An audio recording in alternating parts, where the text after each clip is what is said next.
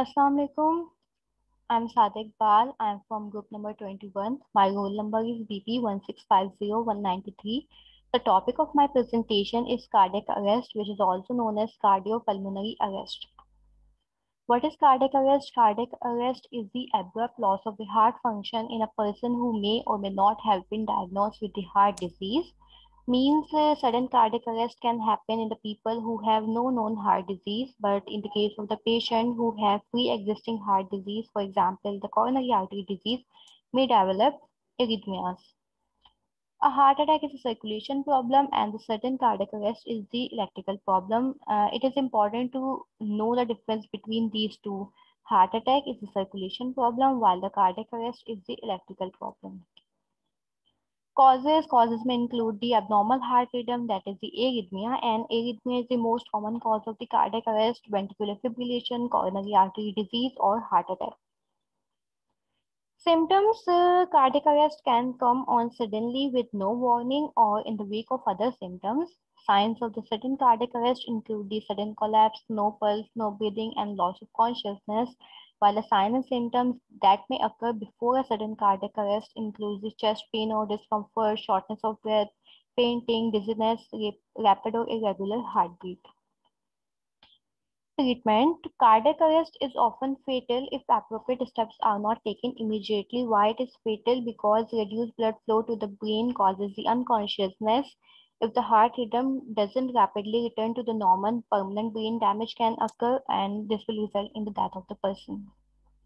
Sudden cardiac arrest requires immediate action for the survival. Treatment plans according to the American Heart Association (AHA) includes CPR, defibrillation, and drugs. CPR, that is the cardiopulmonary resuscitation, is basically is the strategy that is followed in the absence of emergency care, and it is done by pushing hard and fast on the person's chest. Defibrillation is basically the process in which the shock is delivered through the chest wall to the heart by using defibrillator, and drugs can also be used. Drugs which are used includes epinephrine, vasopressin, and amiodarone. Epinephrine is available in 0.1 milligram per ml or 1 milligram per ml. 10 ml of 1 milligram per ml solution is administered every 3 to 5 minutes during resuscitation. Means epinephrine is given along with the CPR, and it is followed with a 20 ml normal saline flush. Why epinephrine is used in cardiac arrest? Because the epinephrine stimulates the alpha-1 receptor in the vascular smooth muscles, which causes the vasoconstriction, and this also increases the coronary perfusion, cerebral perfusion, and this is strongly related with the return of the spontaneous circulation. Vasopressin strength is 20 units per ml, and it is available in 0.5, 1, and 10 ml vials. Vasopressin, the dose is given 40 units. Dose can be used to replace the first or second dose of the epinephrine. Means either we have to give the epinephrine or vasopressin. Vasopressin is basically a exogenously administered antidiuretic hormone. It increases the coronary and cerebral blood flow. That is why improves the survival. Amiodarone is basically an antiarrhythmic drug. It blocks the potassium channel. That is why it causes the repolarization. Amiodarone usually preferred in patients who are unresponsive to CPR, shock, or vasopressin. Means it is the last choice. Okay, so case study. A man, a 52-year-old man, height 162 centimeter and weight 75 kg, is visiting his wife, who is hospitalized for pneumonia. He goes into the bathroom, and 2 minutes later, his wife hears a dull thud. She calls out for her husband, but he doesn't respond.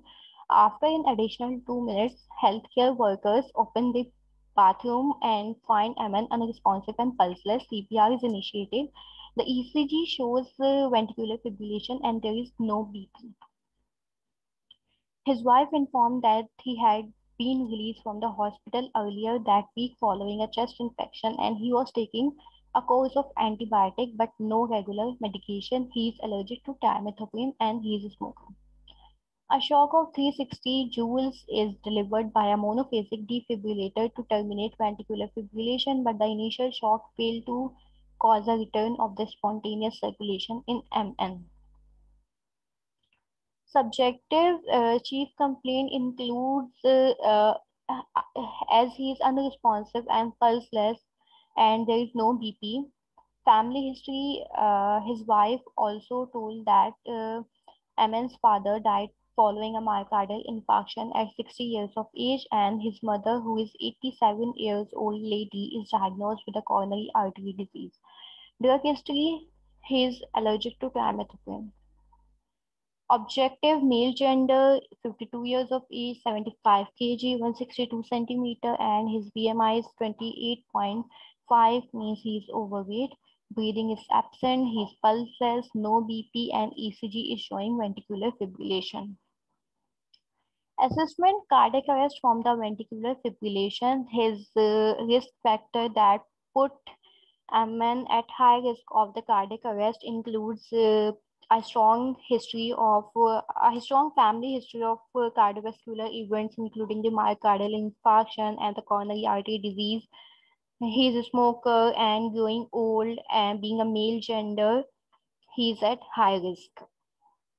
And plan: we will give epinephrine 1 milligram bolus that is followed with 20 ml normal saline flush. 1 milligram per ml solution of epinephrine will be diluted with 0.9% sodium chloride and is given every 3 to 5 minutes. During resuscitation means we have to give the epinephrine along with the CPR.